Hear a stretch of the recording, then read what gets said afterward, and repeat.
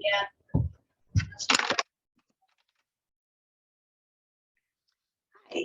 Welcome to the presentation from the Heartland High School Counseling Office regarding your students' transition from their junior to their senior year. I'm Erica Empey. I'm one of the counselors at Heartland High. I'll be giving you the information today. And at the end of the presentation, I will have the contact information for all of the counselors at the high school. So if you have questions specific to your student, you're able to get in touch with their counselor. So we met with our juniors at the end of last week to give them some information regarding the transition to the senior year and the kinds of things that they're going to be facing and getting ready to do at the start of their senior year. So today I'm going to cover everything that you see on the screen right now regarding the timeline for the fall and how they can have all of their paperwork, their information, their research complete so that they're ready to go into the senior year, and also what things they need to know that they just need to leave to the senior year to take care of. So how can your students see the schools that they're interested in? Every school has a way to arrange for a campus visit, and that doesn't matter if it's a 2-year school, a 4-year school, a trade school, a technical school. They all have ways to visit because visiting sells the program. Many colleges now have, actually pretty much all of them have both online presentations and in-person presentations. The online presentations can be really helpful in terms of just some basic information about the school. The online presentation is typically the admissions presentation that you would experience first before you go on the campus tour. But the downside is, of course, the online presentations don't give you that gut level information, don't give you the sense of what it's like to walk around the campus and really see if your student can see themselves there. It's typically a good starting point. They often have an online version of their campus tour, but nothing's more powerful than actually going to the campus. That's what sells the school. Campus visits are also the most effective when the schools are in session. Most colleges pretty much end their semester either at the end of April or the beginning of May, and kids are back on campus. The bulk of kids are back on campus in late August. So those are the ideal times in terms of the visit, but of course that's a little bit more difficult with your student being in school in those times. We value the campus visits enough that we have it set up that if a student goes on a campus tour, we treat that as a field trip. So when they miss school, their parent needs to call them out of school, so it's an excused absence. When they're on campus at the college, before they leave and go home, ask the admissions office for an attendance note. That is a completely normal ask. Every college has some kind of system where they either have date stamped postcards or they have pre-printed official letters that they can give to students. The next day when your child comes back to school here at the high school, they should turn that note into the main office, and we will change that to a school field trip. So they do not get penalized at all in their attendance for missing school. You can absolutely go see the schools over the summer, and for many families, that's the realistic time when they have more time. You just have to remind your child that there's not that many kids on campus, and so summer just has a very different feel. They still get to see the facilities. It's still a normal official tour. That typically the tours are still run by students, but there's just not as many people on campus. There are also many college fairs, both throughout the spring and it's not written on this slide, but also in the fall. We have a lot of college fairs that do come to our area, which becomes helpful because then the students can talk with the admissions offices of multiple schools in one evening. Which can be really beneficial and a time saver. And we are expecting that in the fall, we will have the representatives from the various colleges, those admissions officers, they come to Heartland High and they have presentations for students that are interested. What does your seniors calendar look like? Well, in the dream world, what's going to happen is they're going to be doing all of their visiting and all of their research now in the spring and into the summer, so that by the time August rolls around, your child has already decided where they intend to apply and they can begin their applications. We always get some kids that are real gung-ho to start right now, but the application season opens for the majority of schools, it's August 1st, and the high school cannot process anything until we're into the next school year. So there's no sense in stressing or worrying about anything with the actual application right now. It's too early to be doing that. Your child should be focused on doing their research throughout the spring. And then in August, when we come back to school, that's when they'll be doing the paperwork and the applications.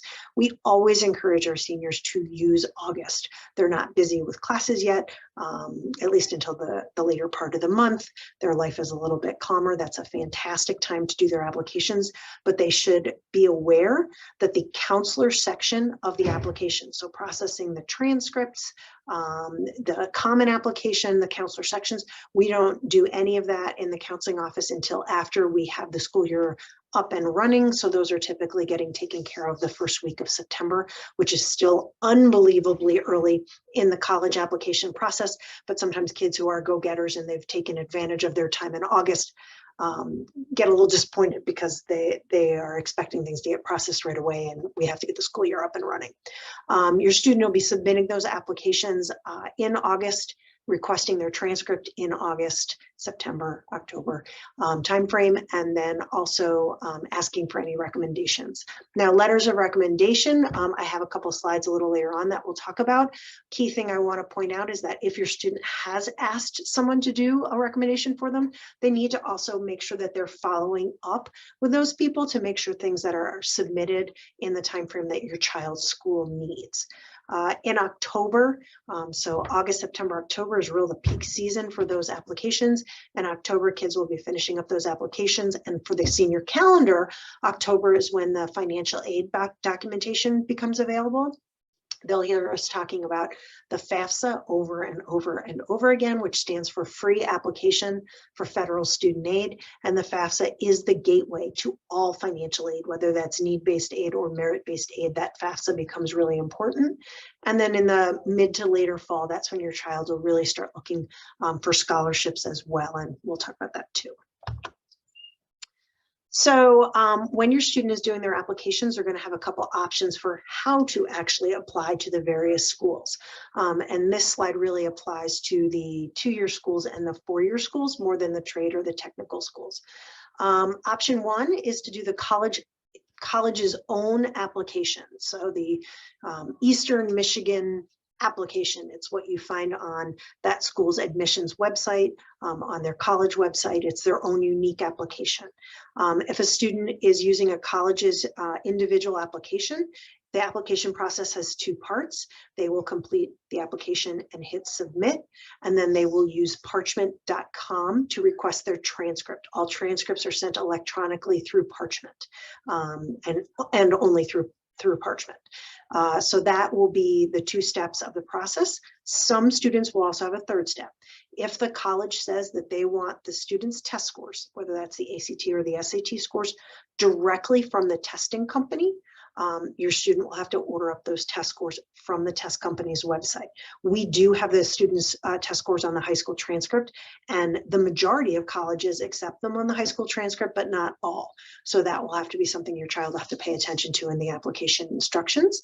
If any of the fees that your student faces along the way, so the fee for the application, the fee to pay to order test scores, or after they graduate, there's a fee for their transcripts. Senior year in high school, there's no fee for transcripts. But if any fees become a problem, they should talk to their counselor. We have fee waivers available for all steps of the process.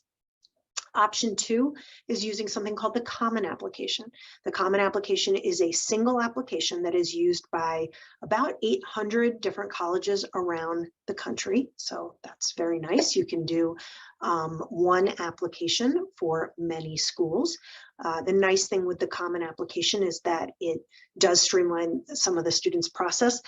Kids need to realize, though, that the Common Application has it doesn't get them out of some of the unique things for each individual school. What will happen is the Common Application, the common part is name, address, phone number, your transcripts, some things like that. If the school has individual essay questions or individual questions, those will be kind of in a part 2 of the Common Application. So it customizes those parts.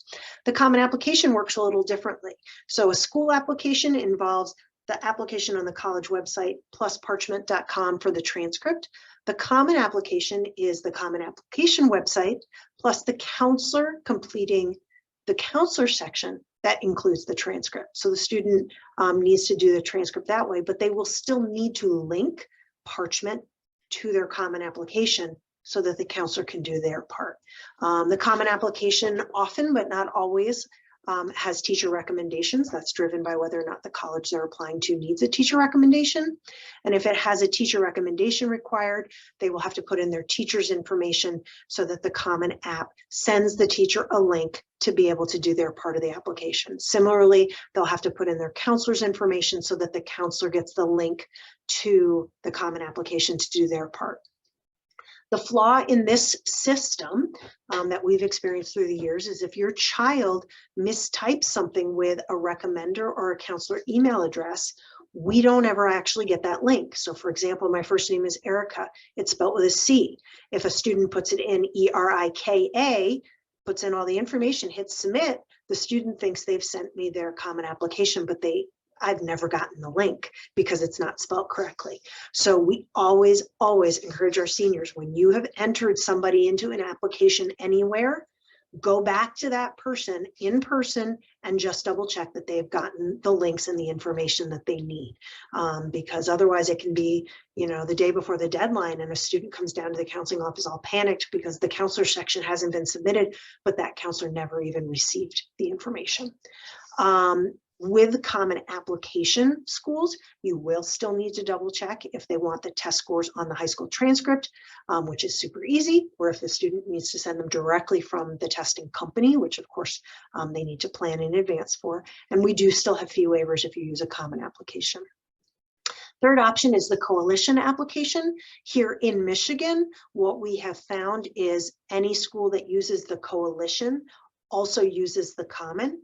And since all of our teachers in the building are really familiar with the common application, when students have a choice, we encourage them to pick the common. There are a couple schools that we've had through the years that the coalition application is their application. And then of course your student's going to use that. But if they have a choice between coalition and common, we say to use the common. If the kids have a choice between the school's own application and the common application, through the years, we have found that students find the school individual applications to be a lot more user-friendly. The common application, because it's trying to be all things to all people, is a little bit more unwieldy. So if a kid has a choice between a Michigan State application and a common application, the Michigan State version is just a little bit more user-friendly. But if a student is applying to MSU and U of M and 2 other schools that use the common application, then it doesn't make any sense to use school individual applications. They would be picking the common app. And your student's counselor is more than happy to sit down with them and kind of talk through their options and make a decision on the best application to use. So how does your child request a transcript? So college applications, they are incomplete. They will go nowhere. They will not be processed. They will not be looked at without a transcript.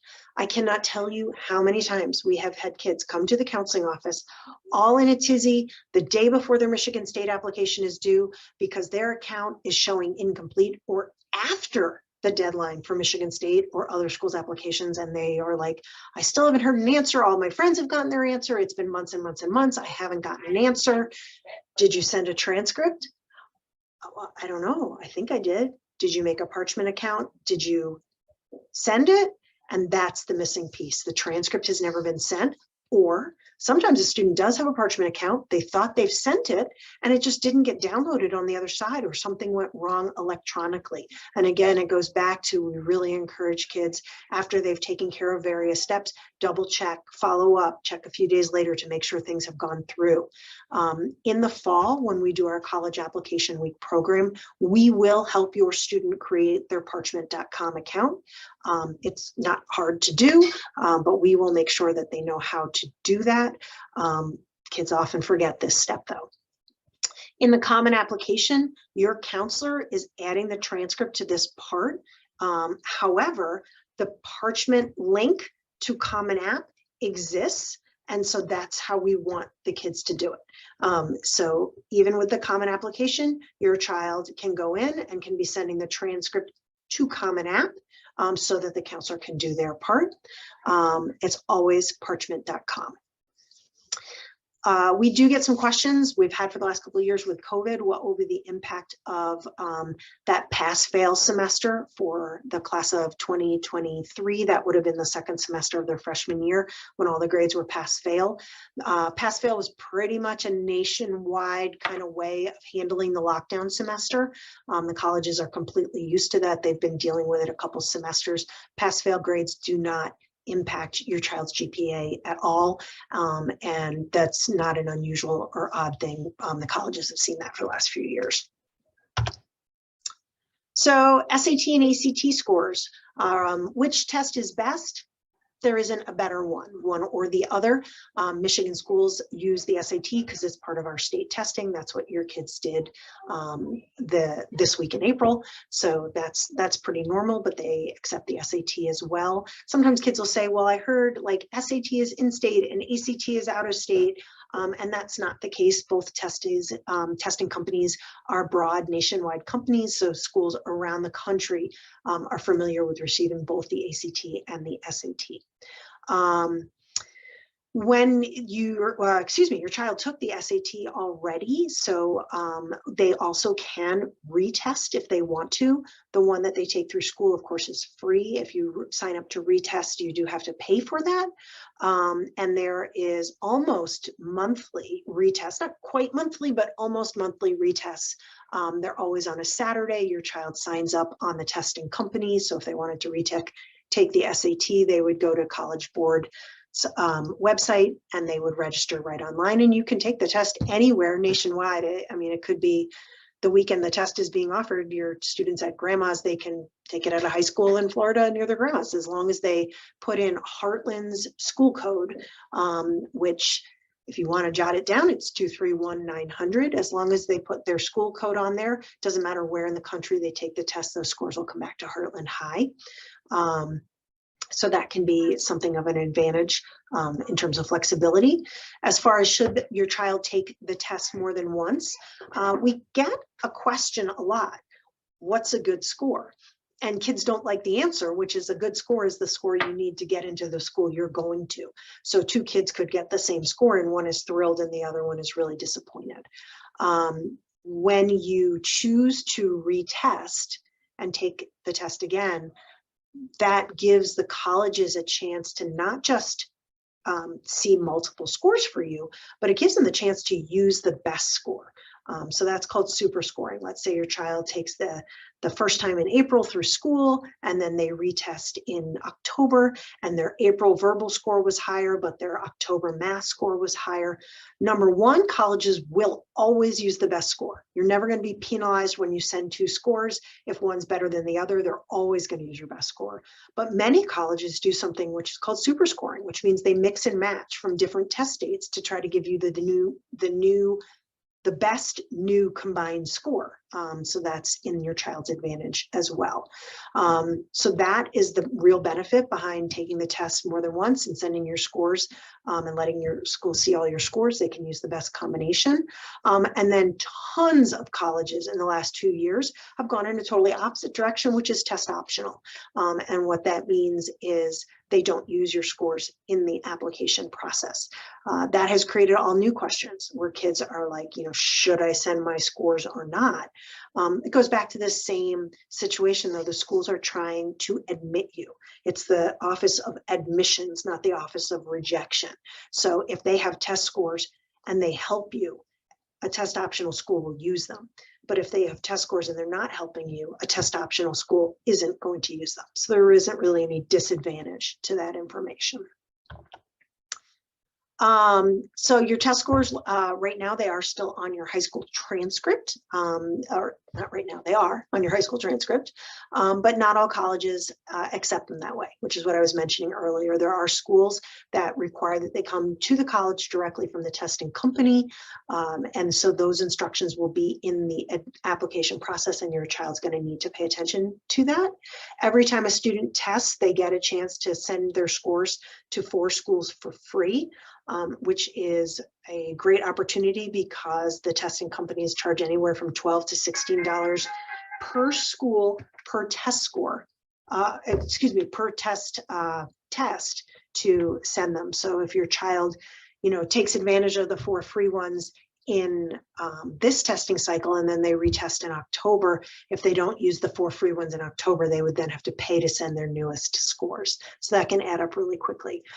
Again, for those of you that are concerned about paying for that, and it's a financial stress, we do have the ability to give fee waivers to students for test scores. And super scoring I did already discuss. How about the college essay? Your English teacher is a fantastic resource. They do units on helping students with college essay writing. If you're writing your essay prior to that unit actually having happened, please run it by your English teacher. They're going to be able to help your student with grammar, with presentation, with just the voice of the essay. And your counselors, through the years, we have read so many admissions essays. Please utilize us as well. We may not be the resource for the grammar and the sentence structure, but certainly how does your essay come off? What's the message that we're taking out of your essay? Essentially, what's your voice? Your counselor would be a great resource to help your student make sure that their essay is saying what they want it to say about them. Letters of recommendation. So this will not apply to all applications. In fact, it doesn't apply to most of applications. They don't need letters of recommendation. However, if they do, what's most common to see is a school requesting between 1 and 2 letters of recommendation. They're never needing 3, 4, 5, 6, 7, but they 1 to 2 is pretty common. It is absolutely critical that your student asks for or speaks with their recommenders well in advance.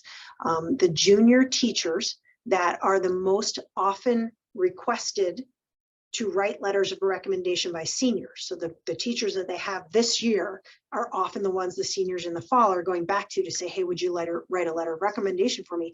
They get inundated. And so they need to space out writing those letters because it takes them some time. We tell students over and over, you must ask a counselor or a teacher at least 2 full school weeks in advance for a letter of recommendation. What that means is for that November 1st deadline, which is a really, really big application deadline in Michigan, 2 full weeks in advance is October 18th. You have to ask your recommenders before October 18th. You can start asking your recommenders now. Many of our senior teachers appreciate being asked in advance so that if they want to, they can utilize their summer to write the letters of recommendation. So if your student talks to who they want to write them a letter this spring and they're open to doing that, that teacher will let them know, hey, I do want your stuff in the spring so I can work on it over the summer, or nope, I just need you to come back and see me in the fall and let me know the deadline so I have enough time to get it done. And each person is a little bit different with how they organize their time. The big thing is that kids need to know if they have a November 1 deadline and they come to their teacher, on October 29th, it is very likely that the teacher's just going to say, I'm sorry, I don't have enough time to get that written for you. I still have 10 others that I've already promised that I'm working on. So it is important that they plan ahead. It's also important, as I mentioned earlier, that you follow up with your recommenders. If there's something on the application process that involves sending them a link, make sure that they have in fact received that link, make sure that they know when the deadline is and when you need things done.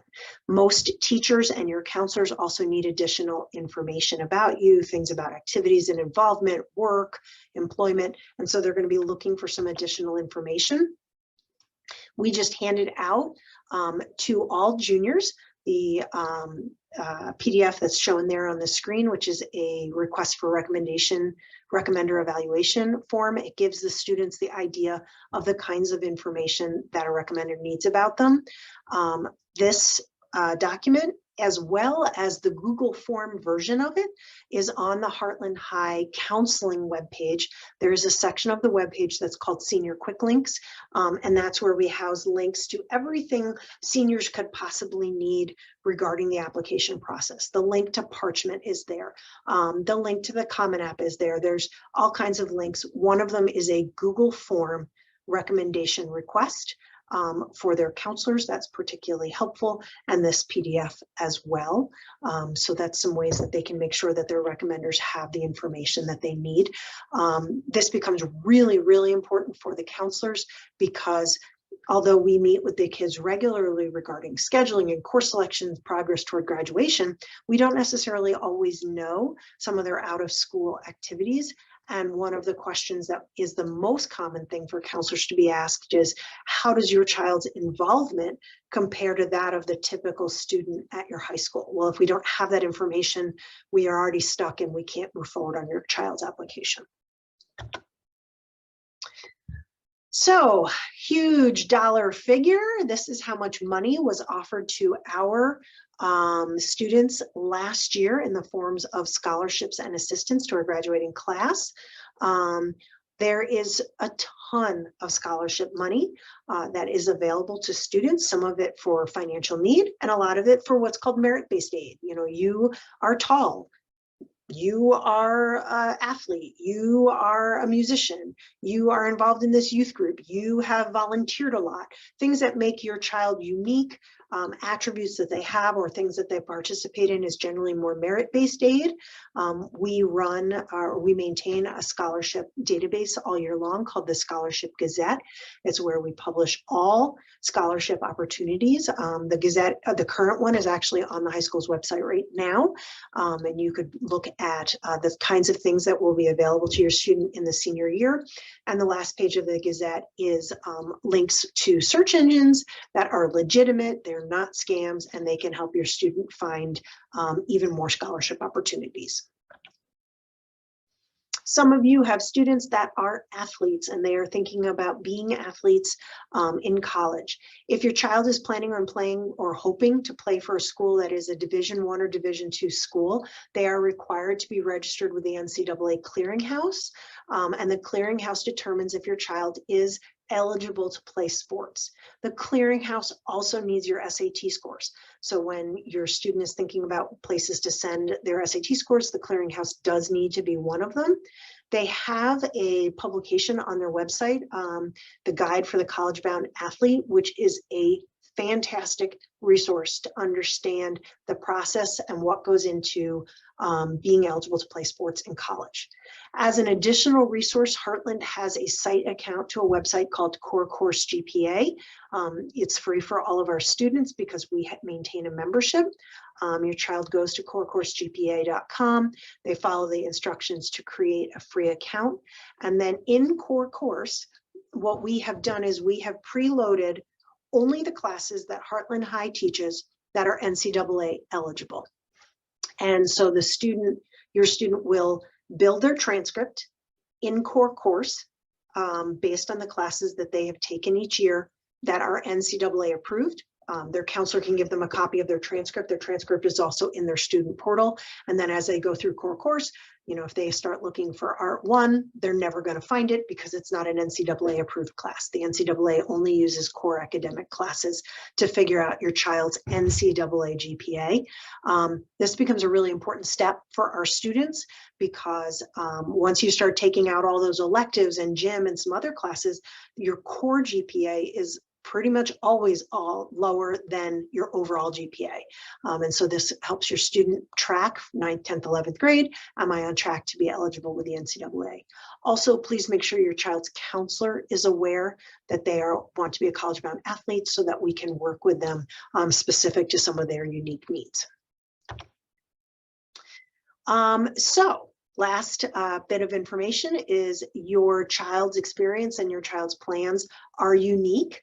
And so they should definitely be working with their school counselor to make sure that they're on track to meet whatever goals they have. Our job is to not decide what kids should be doing, but to just be a resource to help them get where they want to be. And so we are happy to do that. This slide shows you the alphabetical breakdown as well as each child's counselor's email address. You can always shoot us a quick email to either schedule a phone call or a meeting or just to have a discussion. We're happy to help. Thanks for listening today, and we look forward to working with your student next year.